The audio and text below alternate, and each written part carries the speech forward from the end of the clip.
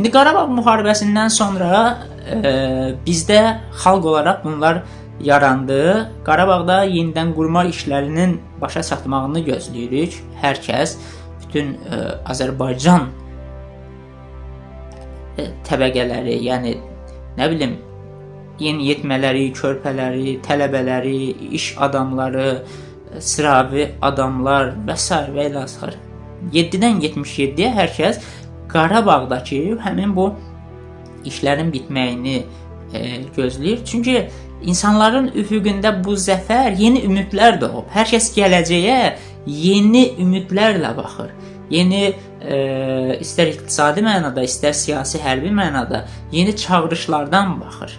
Bax, zəfər tam mənası ilə budur. Ona görə də üstündən 5 il keçsə də, sabah 15 il keçsə də, 20 il keçsə də, həmin bu tarix sırf 8 noyabr qələbə bayramıdır, zəfər günüdür deyə qeyd edilmir. Bax, bu sosial fəlsəfi amillərə görə sevilir, yaddaşlarda qalır və insanlar bunu məmnuniyyətlə qeyd edir. Çünki o tarix onlara bir gün gələcəyə doğan ümidlərini xatırladır.